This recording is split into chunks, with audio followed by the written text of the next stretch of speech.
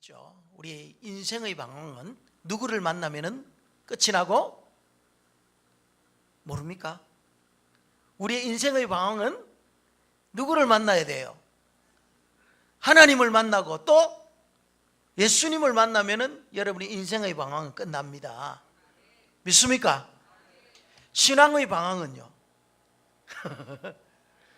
좋은 교회를 만나면은 신앙의 방황은 끝이 날 줄 믿습니다. 그래요. 그만큼 우리 신앙생활하는 데 있어서 좋은 교회, 건강한 교회, 은혜스러운 교회는요 참으로 소중합니다. 평생을 신앙생활하면서도요 하나님의 은혜 한번 맛보지 못하고요 기쁨 없이 신앙생활하는 사람들 많습니다. 교회의 영광을 경험하지 못하고 하나님께 주시는, 교회를 통해서 주시는 그 기쁨과 은혜를 제대로 경험하지 못한 채 신앙생활하는 사람이 의외로 많다는 거죠. 그러나 정말 좋은 교회, 건강한 교회, 교회가 정말 은혜스럽고 하나님의 그 말씀이 선포되어지고 성도들 간의 사랑과 그리고 아름다운 그 공동체성이 있는 그런 교회 안에서 우리가 신앙생활 한다면요 정말 여러분 신앙생활하는 것이 기쁘고 행복할 줄 믿습니다. 그래서 좋은 교회, 건강한 교회를 우리가 섬기는 것, 이거는 너무너무 중요한 것입니다.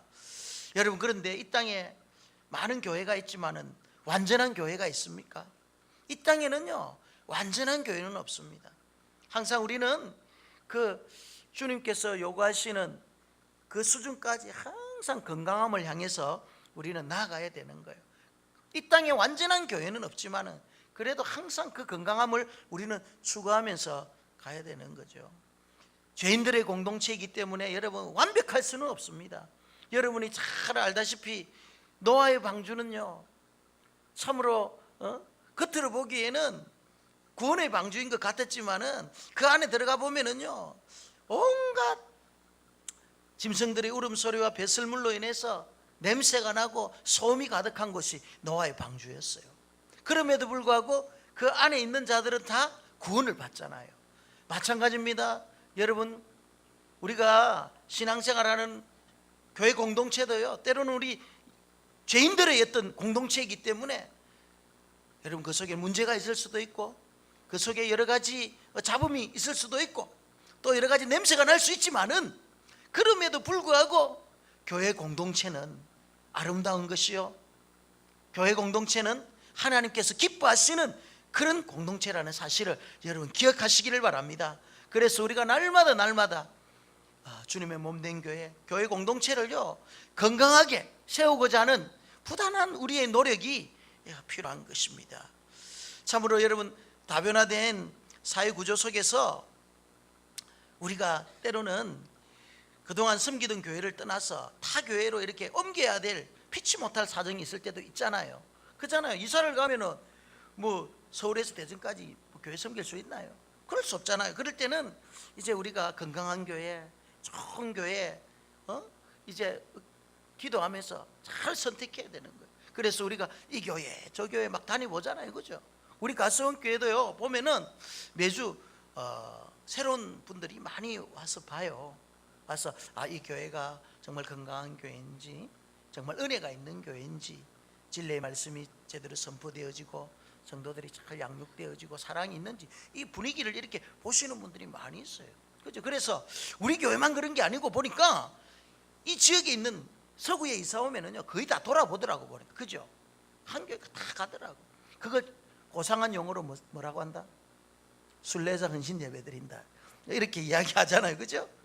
그래 이렇게 저 교회를 막 다니보더라니까요. 여러분 교회를 정말 신중하게 선택하는 거 중요한 겁니다. 그리고 교회를 내가 한번 딱 신중하게 선택했다면은요 그 교회에서 말이죠 참 믿음 생활을 잘 해야 되는 거예요. 정말 그 교회에서 헌신하고 충성하고 주님을 섬기듯 주님의 몸된 교회를 잘 섬겨야 됩니다. 어떤 사람은요 교회를 너무 자주 옮기는 사람들이 있어요. 이 김연숙 씨가 쓴 흔들리는 신앙 붙들어 주소서라는 일의 책이 있는데 여기에 보면 한 이야기가 소개되는데 미국 이민교회에 22년 동안 108번을 교회를 옮긴 장로님 이야기를 합니다. 22년 동안 이 장로님은 교회를 108번을 옮겼대요. 그럼 1년에 몇 번씩 옮긴 줄 압니까? 1년에 5번 정도 옮기는 거예요. 그러면 2달에 한 번 꼴로 교회를 옮기는 거예요. 왜 그러면 이 장로님은 그 2달에 한 번씩 교회를 옮겼을까요? 완벽한 교회, 완전한 교회를 찾았던 거죠. 그런데 교회를 옮기는 날부터 이 장로님의 눈에는 계속 교회의 단점만 보이는 거예요. 목사의 허물이 먼저 보이고, 교회 주보가 어떻니, 성가대가 어떻니, 안대하는 사람이 어떻니, 교회 행정이 어떻니, 교인들의 태도가 이렇다. 온 교회의 단점만을 이렇게 낱낱이 이제 보는 거예요. 그래서 그걸 또 다 기록하는 거예요. 이 교회는 문제는 이렇다. 기록. 그러다가 어느 날 이 장로님이 병들어 죽게 되었습니다. 문제는 장례식이었습니다. 장례식. 아무도 가는 장로님을 환송해 주지 않는 거예요. 안 그렇겠어요, 그죠? 교회를 옮겨 다니다 보니까 자기도 누구에게 말이죠, 뭐 베풀고 그래야 되는데요. 장례식 한번 제대로 간 적 없거든. 그러니까 막상 자기가 죽으니까 말이죠, 아무도 없는 거예요. 여러분, 우리 인생이 말이죠, 그동안 잘 살았는지 못 살았는지 언제 보면 압니까?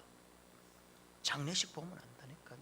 저도 우리 가수원교회에서 장례식이 있으면 이렇게 가고 그러지만은요, 어떤 장례식은요, 참 장례식이, 물론 우리가 천국으로 보내지만은요, 그 장례식이 참 영광스럽고 기쁨이 있고 은혜가 있는 장례식이 있는가 하면은, 어떤 장례식은 정말 초라하고 정말 쓸쓸한 그런 장례식이 있더라니까요. 그것은 무엇을 말합니까? 그 사람의 삶을 그 장례식이 대변해 준다니까. 여러분, 지금부터 장례식 잘 다니시기를 바랍니다. 예, 바쁘다고 말이죠, 안 다니고 이러면은요, 갈 사람 없어요 나중에. 그래서 여러분, 지금부터 잘 여러분 사시기를 바랍니다. 신앙생활도 잘해야 되지만은요, 이 경조사 이런 데 잘해야 돼요. 그것이 우리 사는 모습이에요. 사는 모습. 이 장로님은요, 교회를 말이 2달에 한 번씩 옮기다 보니까 나중에 죽었을 때 그 장례 올 사람은, 그래서 108번째 그 교회 담당했던 목사가 있을 거 아니에요. 그 목사님이 어쩔 수 없이 장례를 집례해 줬다는 거예요. 만일 그 장로님이 천국에 가 주님 앞에서 108개의 교회의 허물을 기록한 그 노트를 딱 펴놓고 주님 앞에, 주님, 땅의 교회가 왜 이렇습니까? 라고 이야기를 한다면 주님께서 뭐라고 말씀하실까요? 주님께서, 그래, 니 참 교회 허물 잘 기록해놨다. 내 앞으로 교회 허물 그거 내가 뜯어 고칠게, 그러겠습니까? 그러니 네가 그렇게 깨알같이 교회의 허물을 적은 것, 그것이 다 내 모습이다, 내 몸이다. 그것이 내 몸이야. 응? 그런데 왜 너는 그 교회의 허물을, 내 몸의 허물을 그렇게 들추고 그렇게 왜 찢느냐? 그것은 아니지 않느냐? 나는 그렇게 이야기할 것 같아. 교회 공동체도 말이야, 죄인들이 모이는 도시고 허물이 있고, 완벽한 교회가 어디에 있습니까? 이런저런 문제도 있고 이러지. 그걸 보기 시작하면은요, 그걸 보고 이야기 시작하고 그걸 보고 말이죠, 비판하기 시작하면은요, 여러분, 내가 주님의 몸을 찢고 있다는 사실을 알아야 됩니다. 그래서 정말 건강한 성도들은요, 정말 바른 그런 성도들은 절대 주님의 몸을 향해 공격하지 않습니다. 교회에 어려움이 있고 문제가 있으면은요, 그 문제 앞에 기도하고, 어떻게 하면 내가 그 문제를 해결하기 위해서 헌신할까, 희생하고 봉사할까, 내가 어떻게 하면은 내가 자신이 말이죠, 희생함으로써 그 일들을 감당할까, 이렇게 이야기해야지, 주님의 몸된 교회를 자꾸 공격하기 시작하고 이러면은요, 주님이 아파하시고 몸이 자꾸 찢어지는 거예요. 그래서 교회가 분란이 일어나고 사탄이 그 속에서 역사하는 거예요. 무슨 말인 줄 알겠죠? 여러분, 교회가 문제가 있으면 어떻게 해야 된다? 기도해야 된다. 그리고 그 문제를 내가 함께 짐을 지려고 할 때, 여러분은 정말 주님께서 기뻐하시는 그런 성도가 되는 거예요. 이 장로님이 말이죠, 그랬다는 거예요. 교회 허물만 참. 그럴 때 주님께서는 어떻게 하겠습니까? 그 장로님의 허물이 적힌 수첩을 말이죠, 몇십 권을 말이죠, 그 앞에 펴놓지 않겠어요? 너는 안 이랬느냐?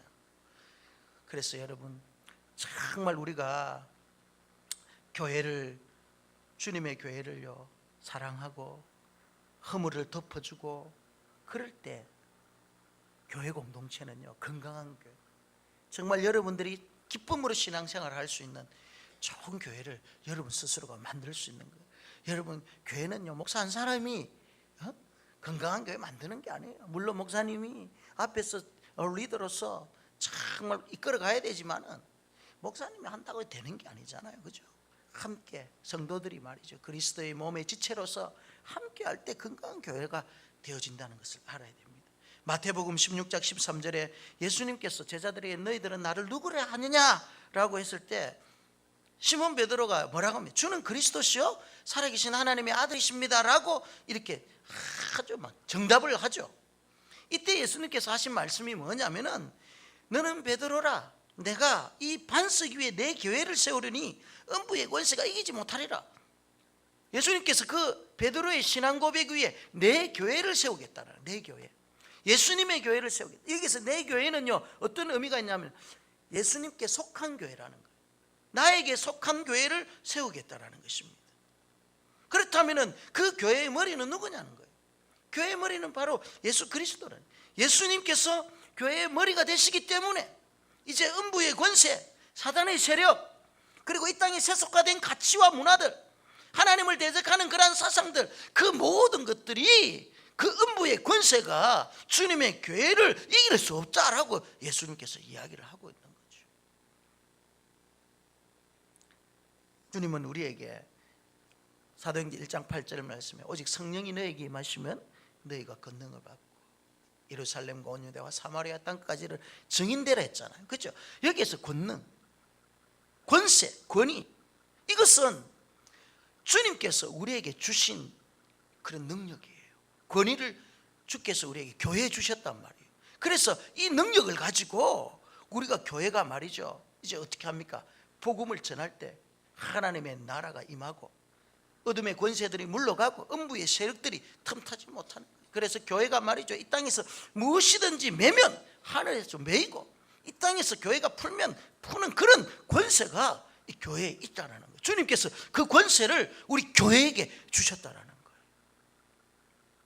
오순절 이 성령 받은 제자들이 나가서 복음을 전할 때 말이죠 놀라운 역사들이 일어납니다. 3,000명이 회개하고 돌아오고 5,000명이 말이죠 회개하고 돌아옵니다. 여러분, 초대교회는요 엄청나게 큰, 예루살렘 교회는 큰 교회였어요. 그들이 세운 교회가 바로 초대 예루살렘 교회죠. 이 예루살렘 교회가 말이죠 오늘 이 시대에 교회들이 어때야 될지를 보여주는 그런 모델과 같은 교회였습니다. 42절에 보면은요 제일 먼저 초대 예루살렘 교회가 어떠한 모습이었느냐, 그들이 사도의 가르침을 받았다 했잖아요, 그렇죠?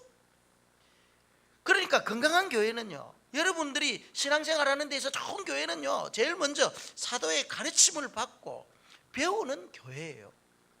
배우지 아니하면 안 된다는 거예요. 가르침을 받아야 된다는 거예요. 당시 초대 예루살렘 교회는요 표적과 기사가 많이 일어났습니다. 기적이 막 일어나는 그런데 표적과 기적보다 더 중요한 게 뭐였다는 거예요? 가르침이에요. 진리의 말씀을 제대로 받아야 되는 거예요. 그러니까 말씀 위에 교회가 든든히 세워지지 아니하면은요 표적과 기사, 그것들은 일시적인 현상일 수밖에 없는 거예요. 하나님의 말씀은 어제나 오늘이나 영원토록 변함이 없기 때문에 그 진리의 말씀이 우리의 신앙을 든든히 세워나가야지 보이는 현상과 나타나는 기적과 이적, 물론 그것들이 우리의 신앙에 있어서 아주 중요한 그런 역할도 하지만은 그것이 우리의 신앙을 지탱하는 것이 아니에요.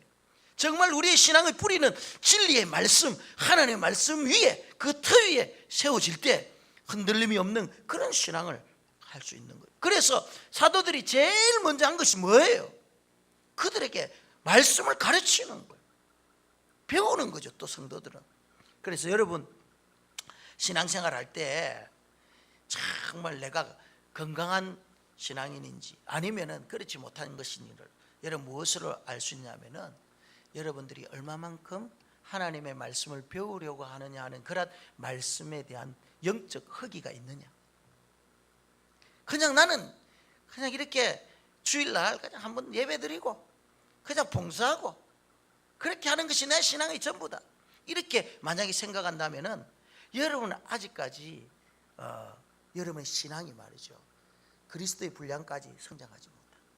말씀에 대한 사모함이 없고 내가 좀 더 말씀에 대한 지식, 하나님을 알아가고자 하는 그 지식, 그래서 내가 좀 더 하나님의 뜻을 분별하고 하나님의 뜻대로 살고자 하는 그런 나의 몸부림, 이런 것들이 말이죠 없이는 절대 여러분의 신앙이 성장하지 않습니다.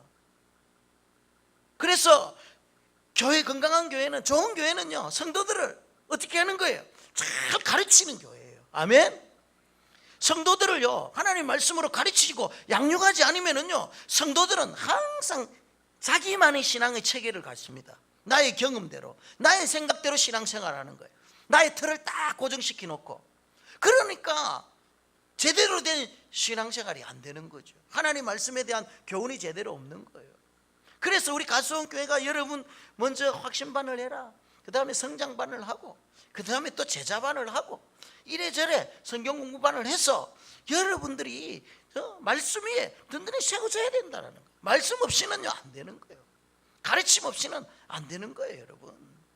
그래서 교회가 성도들이 말씀을 배울 수 있는 여건을 잘 만들어주고, 또 성도들은 그 말씀을 배우고자 하는, 또 하나님을 알아가려고 하는 그 열심으로 여러분 가득 채워져 있어야 되는 거예요. 신앙생활 여러분의 10년 했다, 20년 했다, 이거 아무 필요 없습니다. 진짜입니다. 내가 얼마만큼 정말 훈련되어지고 양육되어졌느냐, 이게 중요하지. 10년 20년 믿는데 그게 무슨 소용이 있어요. 믿음은 어린아이인데 항상 말이죠, 바닷가에서 말이죠, 얕은 물에서 노는, 신앙이 깊은 세계를 한번 경험하지 못하고 맨날 말이죠 얕은 물가에서 노는 그런 신앙인이 되면 안 되는 거예요.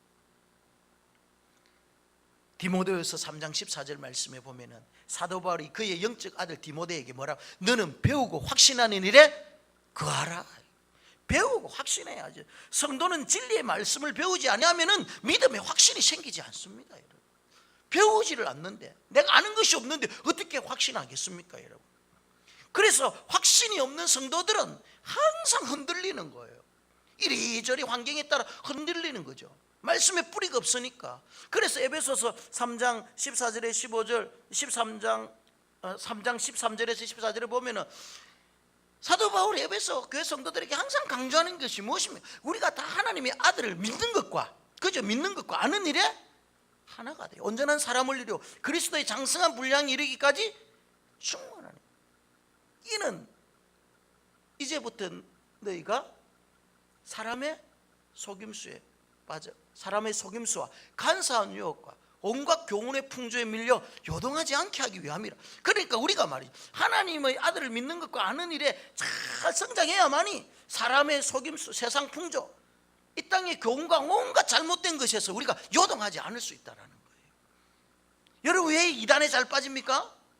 예? 왜 이단에 잘 빠지죠? 확신이 없기 때문에 그래요. 그런데 이단들은 확신이 있거든요. 잘못된 진리에 대한 그들만의 확신이 있습니다. 그렇기 때문에 전도도 잘하잖아요. 그런데 우리는 진짜 진리를 가지고 있으면서도 확신이 없으니까 전도도 잘 못하고 이단에 빠지고 그러잖아요. 그런 사람 너무 많다니까요.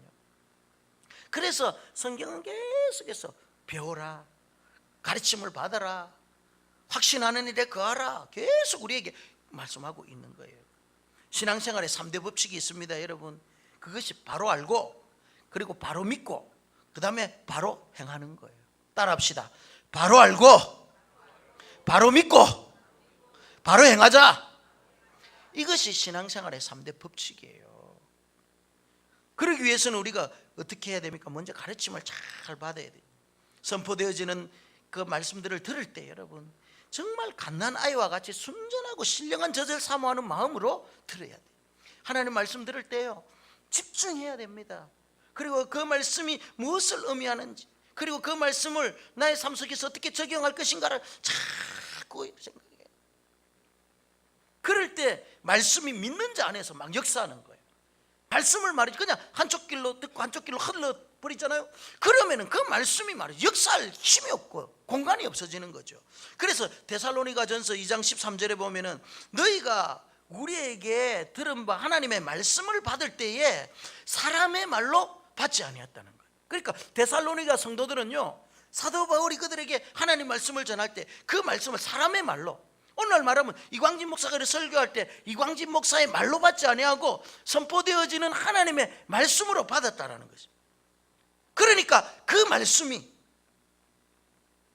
또한 믿는 자들 가운데 역사하느니라.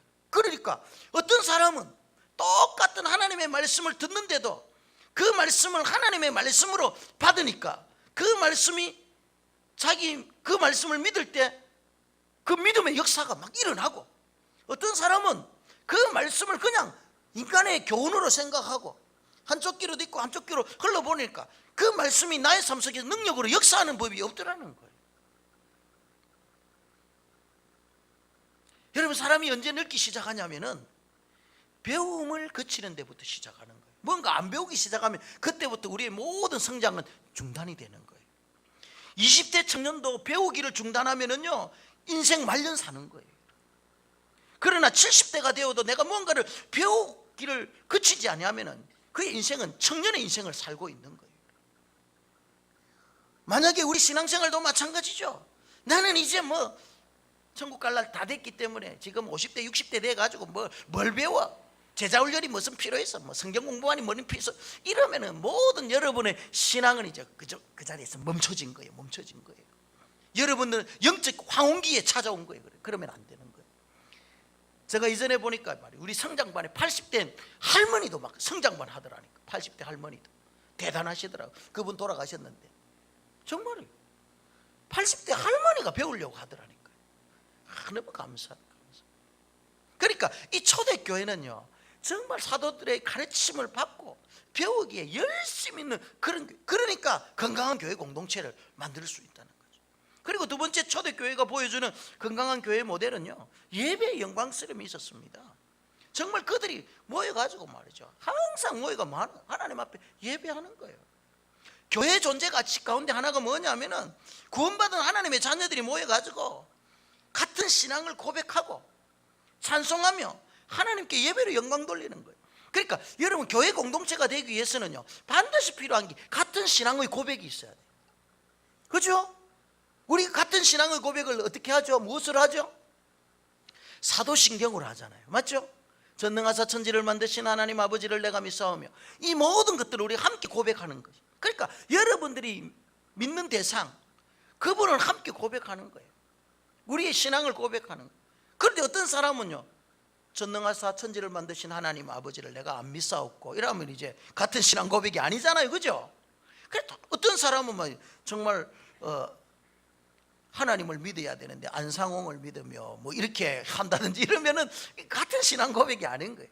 그래서 여러분, 우리가 사도신경을 외움으로 말미암아 똑같은 신앙의 고백을 하면서 우리는 그리스도 안에서 한 신앙 공동체라는 것을 이 사도신경을 통해서 우리가 재확인하는 거예요. 그만큼 중요하다는 거예요. 신천지는 이 신앙 고백을 안 한다 하더라고요. 그래서 여러분, 신앙 고백 안 하면은요, 의심하시기를 바랍니다. 옆에 집사님이 신앙 고백 잘 안 하잖아? 그러면 혹시 신천지 아닌가? 그래서 우리가 이와 같이 동일한 신앙 고백을 하는 우리 성도들이 모여가지고 하나님 앞에 예배로 영광을 올려드리는 교회예요. 그럴 때 예배 가운데 이제 하나님의 임재가 나타나는 거예요. 성령의 역사가 일어나고 하나님께서 우리에게 은혜를 주시고, 그래서 여러분, 교회에서 예배를 드리고 하나님 앞에 찬양하고 기도하고 말씀되어질 때 그 속에 우리 성도들이 진정한 이제 회복과 기쁨과 만족이. 그래서 교회가 말이죠, 예배가 무너지고 예배의 은혜가 상실되어진다면은요, 그 교회에는 영적인 생명력을 잃어버린 거예요. 그래서 여러분, 우리가 하나님 앞에 예배를 드릴 때 그렇게 우리가 강조하는 게 이거예요. 하나님 앞에 신령과 진리로 정성을 다해서 예배를 드리자. 그럴 때 하나님께서 우리에게 주시는 은혜가 있다. 그런데 준비되지 못한 은혜, 준비되지 못한 예배, 마음에 사모함이 없는 그런 예배를 드리면은 하나님께서 우리의 예배를 기뻐 받아주시지 않는다. 그렇기 때문에 하나님께서 위로부터 주시는 그 은혜를 경험하지 못한다. 이것이 공식이잖아요. 그죠? 그래서 여러분 조금이라도 일찍 오셔가지고 하나님 앞에 예배 드릴 수 있는 마음의 준비도 잘 가지시고, 조금이라도 하나님 말씀에 더 귀를 기울이고, 조금이라도 더 크게 하나님을 향한 찬양, 내 마음속에 조금이라도 더 주를 향한 간절함을 가지고 주님 앞에 찬양하고 기도하고 나가는 거예요. 그럴 때 하나님께서 우리 가운데 예배를 통해서 은혜를 주시는 것입니다. 그래서 예배가 살아나면 우리의 인생이 산다니까요. 여러분, 아브라함을 보십시오. 아브라함은 가는 곳곳마다 하나님 앞에 제단을 쌓았다 했습니다. 하나님을 의식하고 예배를 드렸다라는 거죠. 그럴 때 하나님께서 아브라함의 인생 가운데 항상 개입해 주시는 거예요.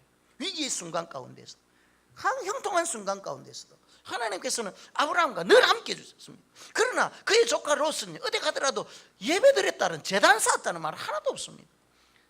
그들의 마지막 결과를 여러분 너무나도 잘 알 수 있잖아요. 여러분, 교회는요, 건강한 교회 공동체가 되기 위해서는요, 반드시 예배의 영광을 회복해야 되는 것입니다. 우리 가수원 교회가 정말 다른 거는 몰라도 예배 하나는 어떤 교회 가운데 뒤지지 아니하는 영광스러운 예배 드리는 그런 교회가 되기를 바랍니다. 그럴 때 하나님께서 여러분 복 내려 주시는 거죠. 성도들의 가장 기초적이고 절대적인 의무는요, 다른 게 아니라 예배예요. 예배 없이는 절대 여러분 건강한 교회 만들 수가 없습니다. 예배를 여러분 너무 무시하거나 예배를 소홀히 여기면 절대 안 됩니다, 여러분. 그래서 우리가 모든 섬김과 봉사는요, 반드시 예배를 전제로 해요. 예배 없는 봉사, 섬김은요, 의미 없어지는 거예요. 정말입니다, 여러분. 하나님 앞에 여러분 정말 하나님께서 기뻐하시는 예배자가 되시기를 주님의 이름으로 축원합니다. 하나님께서 이사야서 43장 18절에서 21절에 보면은요, 새 일을 내가 행할 것이다 이렇게 말해요. 새 일.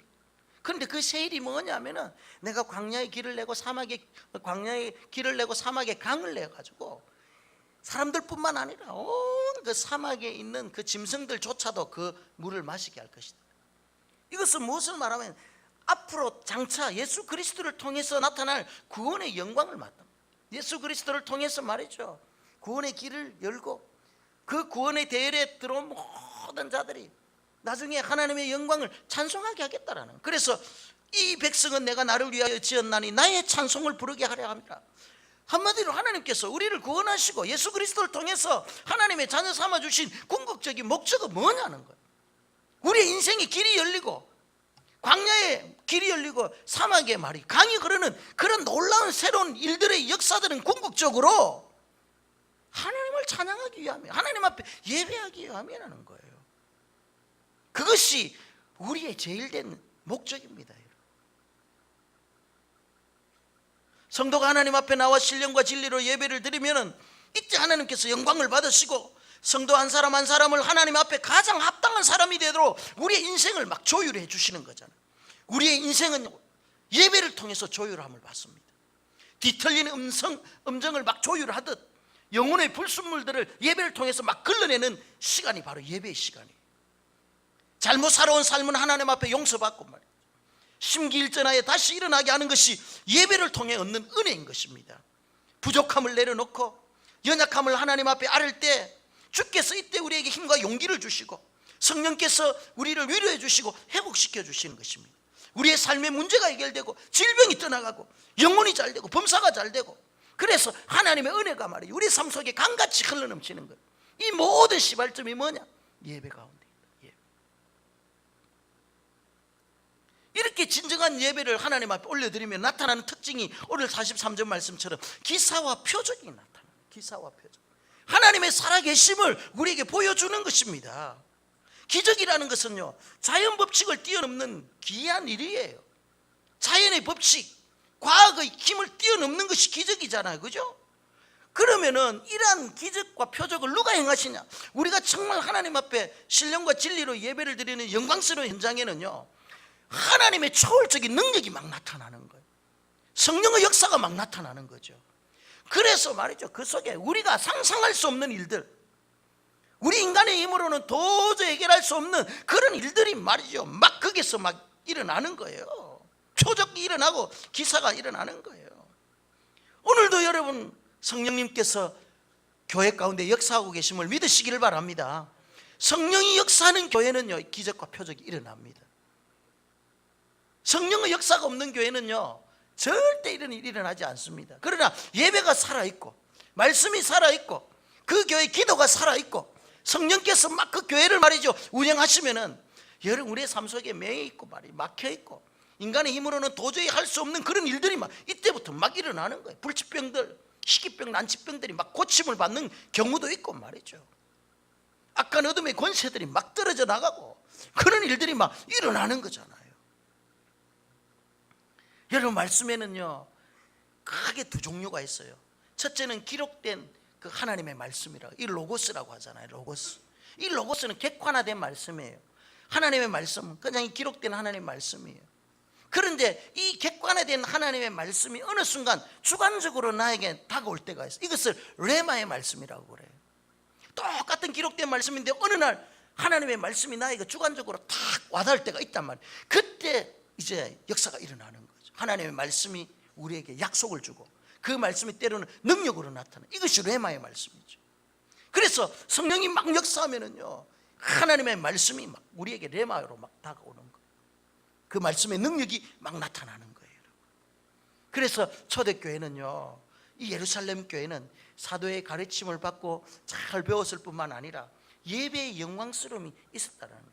그리고 마지막 세 번째, 이 예루살렘 교회가 보여주는 건강한 모습은요, 항상 그들은 함께 모였다는 것과 그리고 그들이 가진 것들을 나누었다는 거예요. 오늘 본문 44절 45절에 보면 믿는 사람이 다 함께 있어 모든 물건을 서로 통용하고 또 재산과 소유를 팔아 각 사람의 필요를 따라 나눠줬다 했습니다. 여러분, 수학의 법칙은 나눠주면 주는 것이 원칙이지만 영적인 법칙은요, 나눌 때 더 커지는 거예요. 교회는요, 복음을 전하고 사랑을 나누고 물질을 흘러보내는 곳이 되어야 되는, 교회가 자꾸 지고 있으면 안 돼요. 교회가 자꾸 재산을 증식해 나가면 안 돼요. 교회는요, 정말 하나님 나라를 위해서 계속 모든 것을 다 흘러보내야 돼요. 그럴 때 교회가 교회다워지는 거예요. 그럴 때 생명이 살아나는 거예요. 여러분, 물이 고여 있으면 그 물은 썩을 수밖에 없어요. 그죠? 그래서 이스라엘에 가면은 대표적인 두 호수가 있잖아요. 갈릴리 호수는요, 항상 물을 받아 흘러보내는 거예요. 그런데 이 사해라는 이 호수는요, 받기만 받고 흘러보내지를 못하니까 썩어버리는 거예요. 아무 생명도 살 수 없는 거예요. 교회도 마찬가지입니다, 여러분. 항상 말이죠, 나누고 베풀고 흘러보내야 되는 거예요.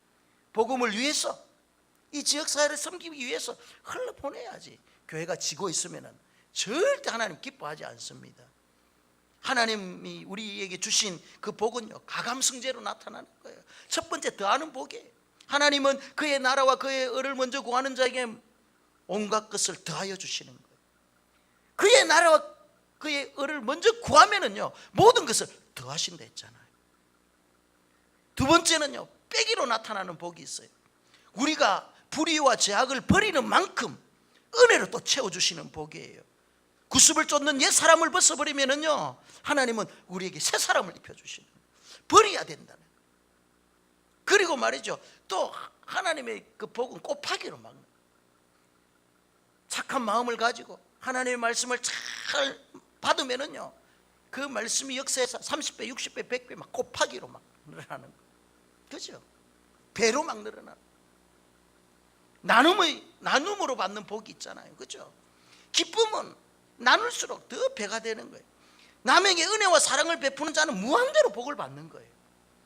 하나님으로부터 받은 이 은혜와 복을 이웃에게 나누는 자들은요, 계속의 그 나눔이 끊이지 않습니다. 그래서 누가복음 6장 38절 말씀에 뭐라고 하면, 주라 그리하면 너희에게 줄 것이니 후이되어 흔들어 넘치도록 내가 되어 주리라. 주면은 하나님께서 우리에게 더 후이되어 흔들어 넘치도록 말해 꽉꽉 눌려준다는 거예요. 이것이 영적인 법칙입니다, 여러분. 그래서 교회는 항상 나누고 베풀어야 돼요. 우리의 삶도 마찬가지입니다, 여러분. 쥐고 있으면 아무것도 안 돼요. 나누세요. 2개 있으면요, 하나 다른 사람, 필요한 사람 주세요. 예? 가지고 있으면은요, 절대 안 줘요. 그래서 여러분, 재산도 자꾸 자녀들에게 물려주려고 하지 말고요, 재산도 자꾸 유산 주려 하지 말고 있을 때 다 살아있을 때 다 쓰고 가시기를 바랍니다. 정말요, 여러분. 물론 내가 보니까 그 유산 때문에 맨날 싸우더라고. 그렇잖아요. 여러분들도 당사자들이잖아. 안 싸웠습니까? 최만희 집사님 안 싸워요? 물려받은 유산이 없는 모양이네. 보니까 그랬다. 많고 적음이 아니더라고요. 많아가지고 싸우고 적어서 안 싸우는 게 아니에요. 유산이라는 이 자체 때문에 형제들 간의 마음이 분열이 일어나는 거예요. 그래서 다 써야 된다, 다 가져가야 된다. 제가 한 번은 우리 집에 가니까 우리 아버지가 그 부정교회 알죠? 박성규 목사 우리 교회 그때 한번 오셨잖아요. 그죠? 아버지가 오셔가지고 그 교회 건축을 그 교회가 1,700억인가 그 건축을 해서 3천억, 1,700 부산에서 1,700억 교회 건축을 해. 대단하게 크게 건축했는데 성도들이 건축 헌금을 했을 거 아니에요. 근데 우리 아버지가 말이죠, 헌금할 것이 없으니까 아버지 살고 있는 그 전세 집 그거 있죠, 계약서를 헌금을 한 거예요. 제가 기분이 좋았을까요, 안 좋았을까요? 누가 안 좋았다고 했습니까? 그런데 이게 얼마 되지도 않아요. 얼마 되지도 않는데 여기에 보니까 형제들의 마음이 다 다른 거예요. 다 다르더라고요. 그것 때문에 말이죠, 형제들이 모여가 생각이 다르고 싸우더라고요. 저는 그 목사이기 때문에 아버지 잘했다, 아버지 잘하셨습니다. 우리 형님한테 제가 나이 차이는 많이 나지만 아버지 재산 아버지 마음대로 하는데 네가 와 그러노, 형님한테. 그래가지고 그런 경우가 있더라니까요. 그러니까 나눠야 돼. 가지고 있으면 안 돼요. 그냥 그거 없었으면 싸우지도 않았을 거 아니에요. 그죠? 있으니까 싸우는 거예요. 교회도 마찬가지입니다. 여러분, 교회가 말이죠, 물질을 지고 있고 말이죠, 흘러보내지 아니하고 헌금이 쌓이고 이러면은요, 그것 가지고 막 싸운다니까, 성도들끼리. 어떻게 하면 더 우리 부스에서 많이 가서 갖고 쓸까, 더 많이 할까, 싸우고 말이죠. 그러면 안 되는 거예요. 말세가 되면은 나타나는 교회 특징 가운데 하나가 뭐냐면은 잘 모이지를 않는 거예요. 잘 모이지를 않는. 그래서 히브리서 10장 25절에 보면은 모이기를 피하는 어떤 사람의 습관과 같이 하지 말자는 거예요. 그때 당시에 말이죠, 초대교회에 핍박이 있고 박해가 있으니까 사람들이 야야야, 지금 우리가 지금 모이면 별로 분위기 안 좋아. 우리가 모여가지고 예배드리고 그러면은 사람들이 더 우리를 싫어할 거야. 우리 또 잡혀갈 줄 몰라. 그러니까 좀 분위기 좀 보고 가면서 우리 다음에 모이자, 이렇게 주장하는 사람들이 있었다니까요. 그렇게 모이기를 피하는 어떤 사람들의 습관처럼 하면 안 되는 거예요. 교회는 말이죠, 힘들고 어려울 때 더 모여야 되는 거예요. 한국 교회와 일본 교회가 이렇게 여러분 차이 나는 이유가 뭡니까? 역사적으로 볼 때 일본 교회가 훨씬 더 기독교를 먼저 수용했어요. 그런데 지금 보십시오, 일본에는 지금 교회다운 교회가 별로 없어요. 그잖아요. 왜 그렇습니까? 일본은 신앙의 개인화를 너무 강조하는 거예요. 그러다 보니까 막 결속력이 떨어지는 거죠. 그런데 한국 교회는 어땠습니까, 여러분? 어려움이 있고 문제가 있으면 흩어지는 게 아니고 모여가 기도하거든요. 그잖아요. 일제 강점기 때, 그리고 또 말해 6.25 전쟁 때 모이면 한국 사람들은 기도한 거예요. 하나님 의지하는. 그러니까 하나님께서 말이죠, 한국 교회 이와 같은 놀라운 부흥을 주신 것입니다. 예수님께서도 두세 사람이 내 이름으로 모인 곳에 나도 너희와 함께하리. 그러니까 초대교회가 정말 이상적인 교회가 될 수 있었던 것은요, 그들은 항상 성전에 모여가지고 예배드리고, 또 가정에 모여가 떡을 떼고 교제하고 예배드리고, 흩어져가지고 말이죠, 가정에서도 예배드리고 모여서도 예배드리고 교제 나누고 항상 모이는데 힘을 썼다는 거예요. 무엇을 말? 지금 여러분 우리 가수원교회도 이제 목장 사역이 시작되어집니다. 목장 사역이 시작되어지면은요, 여러분 우리가 이렇게 대그룹의 예배를 드리면은요, 여러분 이곳에서 무슨 진정한 교제가 있고 성도들 간의 나눔이 있겠어요? 없잖아요. 그렇다면 정말 여러분들에게 필요한 것은 뭡니까? 흩어져서 소그룹 가운데 목장에서 여러분의 삶을 나누고 은혜를 나누고, 그럴 때 그치 진정한 그 속에서 만남이 이루어지는 거잖아요, 여러분. 그래서 여러분 우리 가수원교회는 잘 이렇게 대그룹의 예배도 잘 모시고 흩어지면 더 잘 모일 그런 교회가 되기를 주님의 이름으로 축원합니다. 목장 예배 시작하는데 여러분 잘 모여주세요. 목자들이 얼마나 수고하는지 몰라요. 예? 여러분 도와주시고 협력해 주시고 우리 지구장들, 마을장들 여러분 잘 도와주신다면은 여러분 우리 갓수원교회는 건강한 교회가 될 줄 믿습니다.